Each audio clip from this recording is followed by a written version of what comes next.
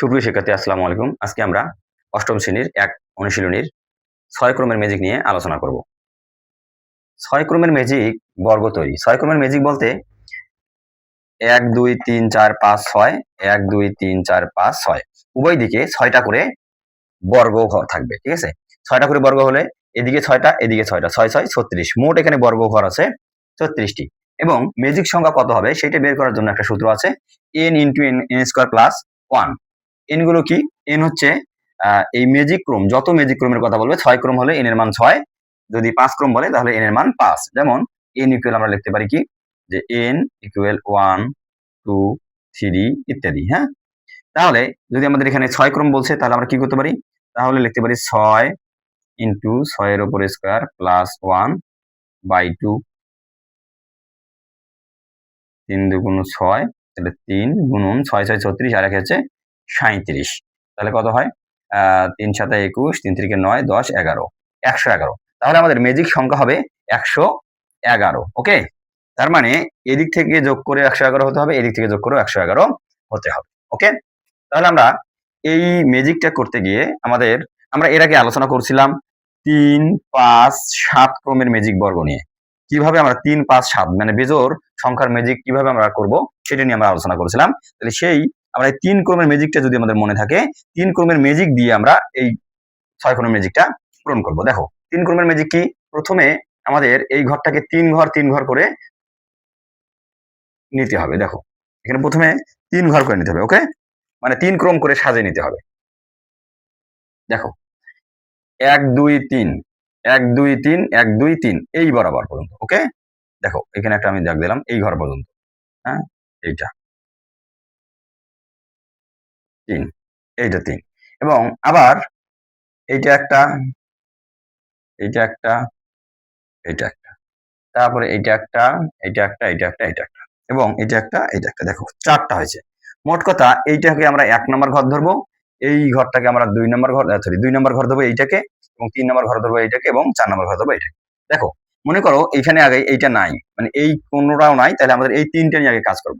৩টা নিয়ে কাজ করতে গেলে আমরা কি শিখছি দেখো তো, ৩ ক্রমের ম্যাজিকে আমরা কি শিখছি, মাঝেরটা এই ৩টের মধ্যে মধ্যের ঘরটাকে আমরা আগে সিলেক্ট করে নেবো। তাহলে ১ ২ ৩ এখানে হচ্ছে মাঝের ঘর, এখানে ১, এপাশে ১। ঠিক আছে, তাহলে এইখানে আমরা ১ লিখবো। মনে করে দেখো ১ লেখার পরে এইদিকে আমরা টান দেওয়া শিখছি, দিয়ে এদিকে যদি কোনো ঘর না থাকে, আমাদের কিন্তু এই পর্যন্ত শেষ হবে, এদিকে কোনো ঘর নাই, এইদিকে আছে, এদিকে আছে মানে শেষেরটাতে আসবে, এখানে আসবে ২। ওকে, দেখো ভালো করে ২। এরপরে এটা কিন্তু নাই, এবার যদি আমরা এদিকে ঘর দেই, দেখো এদিকে যদি ঘর দেই, তাহলে এদিকে কোনো ঘর নাই, এদিকে আছে, এইখানে আসবে ৩।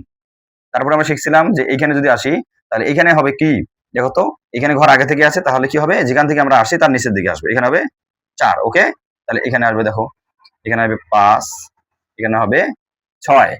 দেখো তো এখানে কোনো ঘর আছে নাই, এদিকে কোনো ঘর নাই, তাহলে কি হবে, যেটা হবে তার নিচের দিকে আসবে ৭। তাহলে এই ঘর তো নাই, তাহলে যেখান থেকে শেষ হবে এদিকে নাই, এইদিকে আছে, দেখো এটা হবে ৮। ওকে, দেখো এদিকে নাই, এদিকে শেষে আসবে ৯। আমরা একটা ঘর পূর্ণ করলাম। এরপরে ২ নাম্বার ঘর, ২ নাম্বার ঘর কোনটা, ১ ২ ৩, ১ ২ ৩, ১ ২ ৩, এই যে এখান থেকে ৩ থেকে ৯টা ঘর, এই ৯টা ঘর নিয়ে ২ নাম্বার কাজ করবো। ঠিক আছে, এই ঘরটা হচ্ছে ২ নাম্বার।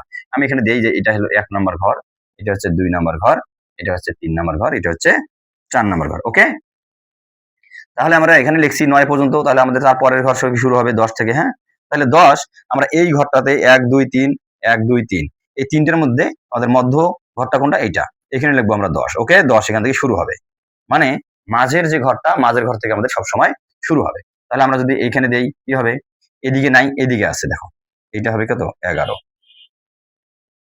এদিকে নাই, এদিকে আছে, যেদিকে আরোতে ঘর থাকবে তার শেষের দিকে ঘর, শেষের দিকে ঘর মানে এই শেষের দিকে নয়, আমরা তো এই ৩টে নিয়ে কাজ করতেছি, তাহলে এখানে হবে ১২। ১২ এখানে এইদিকে আগে থেকে এই ঘরটা পূরণ করা আছে, তাহলে কি হবে আমরা জানি, যে ঘরটা আগে থেকে পূরণ করা থাকে, যে ঘর থেকে শেষ হয় তার শেষের নিচের দিকে হয়। ঠিক আছে, এটা হবে ১৩, ১৪, এটা হবে ১৫। তাহলে এইদিকে কোনো ঘর আছে নাই, এদিকে কোনো ঘর আছে নাই, যেহেতু নাই বলতে এদিকে কোনো ঘর আছে মানে এগুলো ঘর না, তো আমরা তো এই ৯টার কাজ করতেছি, তাহলে এদিকেও ঘর নাই, এদিকেও ঘর নাই, তাহলে যেখান থেকে শেষ হবে তার নিচের দিকে যাইতে হবে, এটা হবে ১৬। এরপর হবে ১৭। দেখো এদিকে কোনো ঘর নাই, এদিকে এদিকে ঘর আছে, এদিকে কোনো ঘর নাই, দেখো এদিকে ঘর আছে কি, সেটার দিকে কোনটা হবে, এইখানে ১৭। এদিকে কোনো ঘর নাই, এইদিকে শেষের দিকে আছে, এই দেখেন 18। তাহলে এখানে আমাদের 18 থেকে শেষ হয়ে গেল। এখন আমরা 3 নম্বর ঘরে আসবো। দেখো 3 নম্বর ঘরে 18 পর কি হবে, 19 থেকে শুরু হবে। তাহলে এইখানে 3 নম্বর ঘরের 1 2 3 1 2 3 1 2 3 এইটা হলো মাঝের ঘর, ঠিক আছে। মাঝে লিখবো আমরা কত, 19। তাহলে এইদিকে কোনো ঘর নাই, এইদিকে আছে দেখো 19, এখানে হবে কত, 20। টান দিলাম, এদিকে কোনো ঘর নাই, এইদিকে আছে দেখো, এটা হবে 21। আবার টান দিলাম, এখানে কিন্তু আগে থেকে ঘর পূর্ণ করা আছে, তাহলে আমাদের যে ঘর থেকে গিয়ে পূর্ণ হবে তার ঘরের নিচে লিখতে হবে, এটা হবে 22। এরপরে আবারও দেখো, এইদিকে কোনো ঘর নাই, এইদিকে কিন্তু আছে, ও সরি, এখানে তো ঘর আছে 22, এটা হবে 23, এটা হবে 24, এবং দেখো তো এটা হলো 3। এদিকে কোনো ঘর নাই, এদিকে কিন্তু এদিকেও কোনো ঘর নাই, তাহলে কি হবে, যেদিকে আমরা শেষ হয়ে গেছে তার নিচে লিখতে হবে 25। এরপরে এদিকে কোনো ঘর নাই, এদিকে আছে দেখো তো, আছে, এই যে এখানে হবে 26। এরপরে এদিকে কোনো ঘর নাই, এদিকে আছে, এখানে হবে 27। দেখো আমরা 27 পর্যন্ত এসে গেছি। এখন এই 27-এর পর কি শুরু হবে, 28 শুরু হবে। কিন্তু এখানে এখন একটা ঘর আছে 1 2 3 1 2 3 1 2 3 1 2 3 এর এখানে এলো মাঝের ঘর। এই মাঝের ঘর হবে কত, 27 থেকে শেষ হয়ে যায়, এখানে হবে কত, 28। এইদিকে কোনো ঘর নাই, এইদিকে আছে দেখো, এই শেষে হবে 29। যেদিকে ঘর থাকবে তার শেষে ঘরে লিখতে হবে। ওকে, এই যে এদিকে কোনো ঘর নাই, এদিকে কোনো ঘর আছে, এইদিকে ঘর নাই, দেখো এদিকে কোনো ঘর নাই, এদিকে ঘর আছে, এই 29 এর পর এখানে হবে 30। এবং আবার এইদিকে দেখো ঘর আছে, সরি, এখানে আমাদের আগে থেকে কেদি পূর্ণ হয়ে গেছে, তাহলে যেখানে পূর্ণ হয়ে যাবে কি হবে, তাহলে তার নিচের ঘরে চলে আসবে। ওকে, 31, এটা হবে 32, এটা হবে 33। ওকে, এদিকে কোনো ঘর আছে আগে থেকে পূর্ণ করা আছে, তাহলে আমরা কি যাব, এই দিকে চলে আসবো নিচেরটা, 34।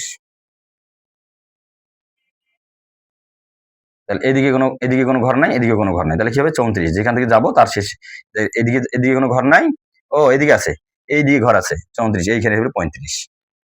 দেখছো, এই যে আরো বরাবর কিন্তু কোনো ঘর নাই, এই আরো বরাবর কিন্তু শেষে ঘর আছে 35। তাহলে আবার অ্যারো দিলাম, এদিকে আরো বরাবর কোনো ঘর আছে, নাই, দেখো এদিকে আরো বরাবর কিন্তু ঘর আছে, দেখো এদিকে আরো বরাবর কোনো ঘর নাই, এদিকে আরো বরাবর ঘর আছে শেষের দিকে, এই হলো 36। দেখো আমাদের মোট ঘর আছে কত, 36। এখন আমরা এখানে একটু যোগ করি, যে এটা যোগ করলে কিন্তু 111 হবে না। এক্ষেত্রে আর একটা টেকনিক এখানে অবলম্বন করতে হবে, সেটা হচ্ছে এই দিক থেকে ভালো করে দেখো, এই ঘর এখানে কিন্তু 5 আছে, হ্যাঁ, থেকে এই ঘর।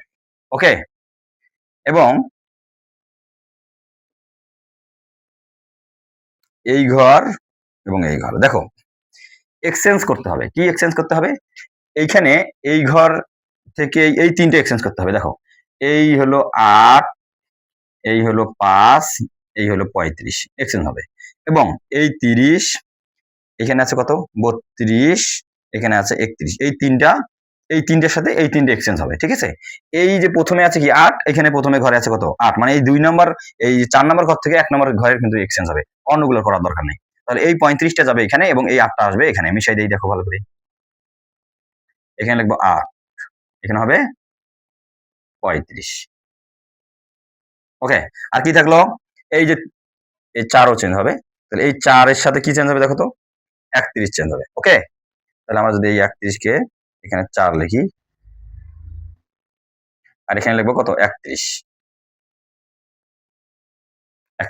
এবং এইখানে আছে কত, 32, এইখানে আছে 5, এটার সাথে এটা চেঞ্জ হবে, এইখানে হবে 32, সরি 32,